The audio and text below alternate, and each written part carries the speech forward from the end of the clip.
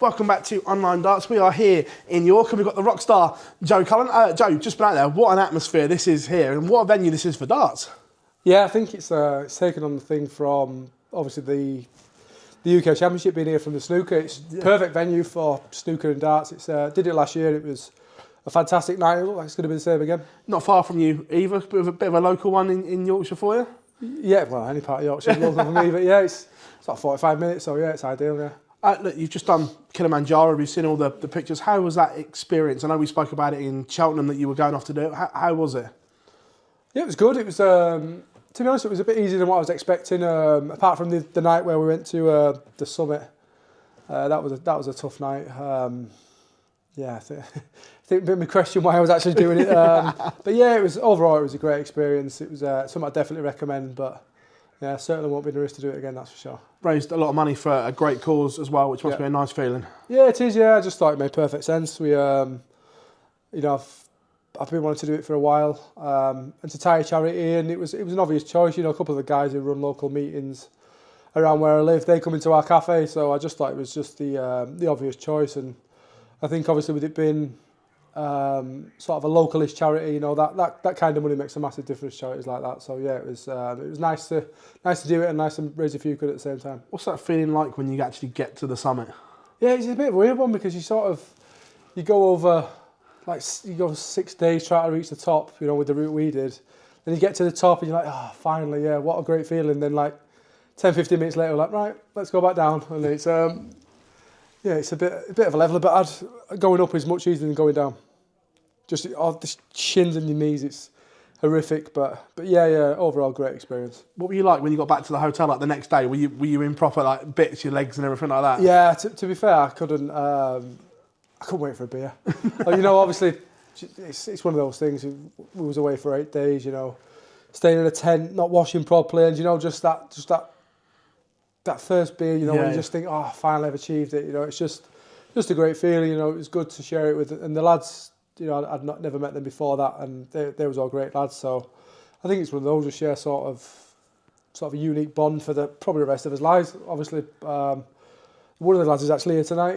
He's a big darts fan, so he's come tonight to watch. So yeah, it's great all round. We haven't spoken or not spoken since the World Championships. When have you looked back at that moment yet? And look, people are asking, how many times did you practice that in your room, your speech and walkout? No, if I'm going to be honest, it was preempted. I knew what I was going to do before I went into the interview, but I knew before the game that I wasn't going to lose. It was a good thing. It was nothing against, you know, it was nothing against the bookies. It was nothing against Wessel. It was just, I just felt that I'd just been overlooked when, if I'm being overlooked for Luke Humphries, Luke Littler, somebody who's playing amazing, then yeah, no problem. But yeah, I think Wessel, he was lucky to get through his game against Cullen. Yeah. And that was the first game he won at the World. So I just thought somebody with that little experience on that stage to be, I think he was like 1-3, 1-4, some bookies. Yeah, he was very short. Yeah, and he was like seven favourite for the tournament. I just thought it was I thought it was hideous, for want of a better words. But in that way, it worked for me because I just had sort of a bee in my bonnet, and I just knew I wasn't going to lose the game. Well, there's a common denominator here, and I'm going to ask you the question that I tried to ask you in the media day, in the media when you walked out, that your best performances are when you've got that bee in your bonnet. We've seen it at the Worlds before. When you're fired up like that, you're a tough cookie to beat, and the explosiveness is there when that passion is there. Yeah. Well, I think that's the aim and the goal from here going in. So, because if I can get into that mindset, you know, on a more regular basis, then I think I'm tough to beat. And yeah, I felt disrespected, to be honest, by people. If I'm honest, you sat in front of me, by people like yourself, because you can no doubt pick Wessel to beat me or me to beat Wessel, no problem. But I just think that it's on that stage. If it's on board 14 in Barnsley, no problem. Wessel's the favourite, 100%.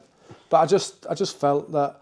I had far more experience than him. I've been in bigger matches. I've been on bigger stages than him, and I just felt that I would have too much for him. And like I say, the bookies is one thing right now. If they look at the form book and things like that, and you know, I appreciate that. But I think people within the media, there was a couple that was like, Joe, you're a massive price that I lumped on. But yeah, I just felt written off by people that I thought sort of knew me better. Yeah, no, it's interesting, but like you say, how do you get to that place in your mind without being written off then? Is that something you need to look at? Because, like you say, that version of you is absolutely incredible. Yeah, it is. You know, I'm no sports psychologist. No, but I think that's what separates, not in the context of getting angry to play darts, but I think that's what separates, you know, the top guys at the minute, because they can get to that place more often than not, whereas, you know, people below, even like sort of as high as sort of 5, 6, 7, 8 in the world, they're still not on the level of, well, the two Lukes that speaks for themselves.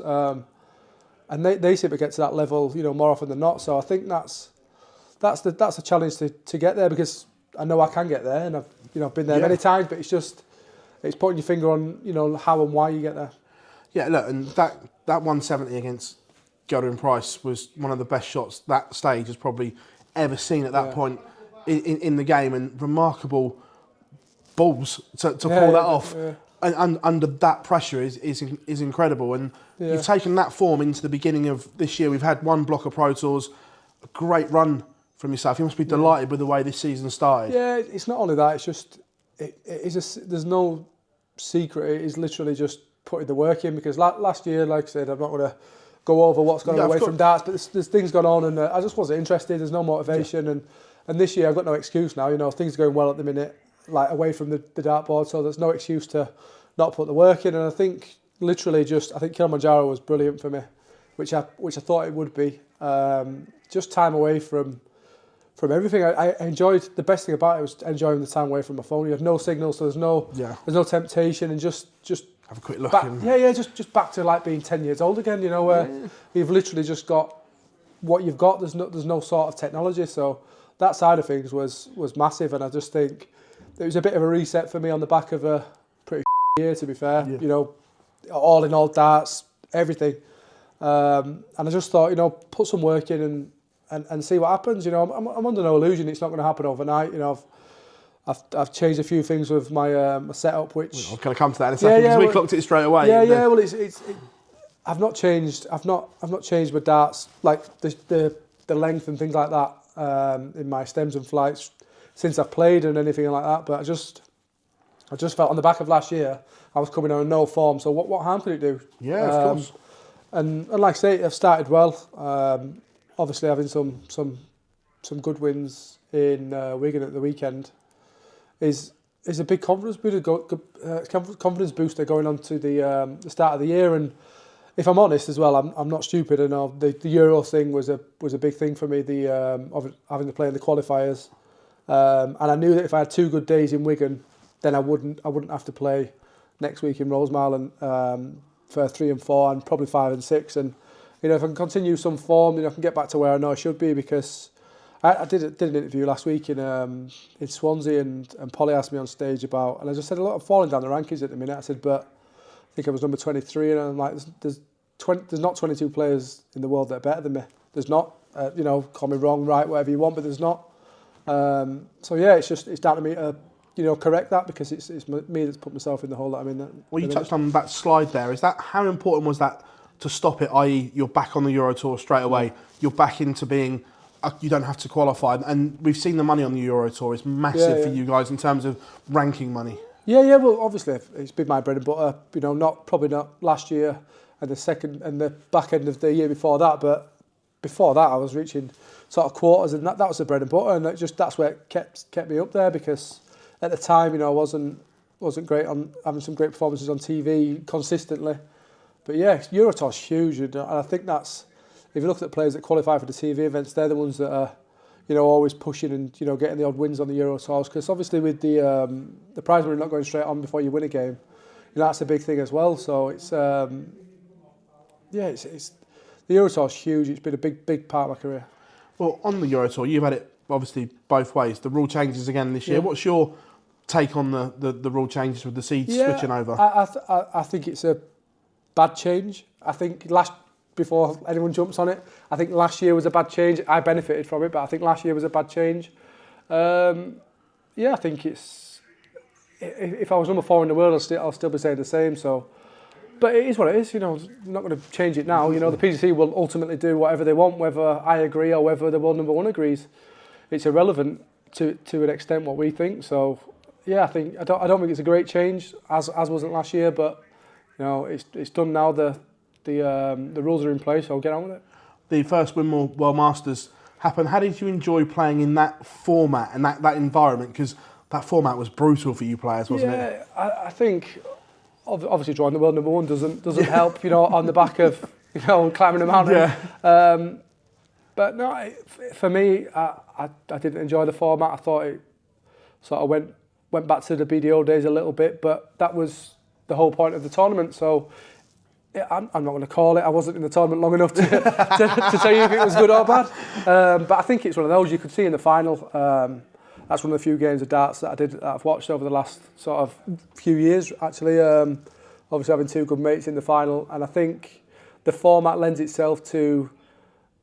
It can change. You know, you can turn it off 1 minute, 15 minutes later. It's totally different, and I think that lent itself to Johnny a little bit. And you know, he could have easily got beat in the final 6-2, but then he could have won it 6-5 quite comfortably. 100%. So I think that is the beauty of the tournament. But as I say, I'm not in any position to judge. You know, I was only in there for 1 round. Is this the first time in a while you're excited for the new season? Yeah, I see that glint in your eye. No, I have. Like I say, my mind's been elsewhere the last sort of 12 months. Yeah. But this year, I've sort of looked at myself and said, look, there's no excuse this year. You know, not that I'm using last year as an excuse, but I think subconsciously it did have an effect. But this year, I've said to myself, look, put the work in, because I know I'm good enough. And if it doesn't work, then maybe not good enough. But you know, I've had a good start to the season. But you know, I for one, I won't be getting carried away with it. It would have been nice to get the win in the final, but Rob played fantastic, to be fair to him. But yeah, I think if you would have offered me that start to the season, I would have snapped your hand off before it started. Joe, it's an absolute pleasure catching up with you in York, mate. Thank you very much. Nice one. Cheers, pal.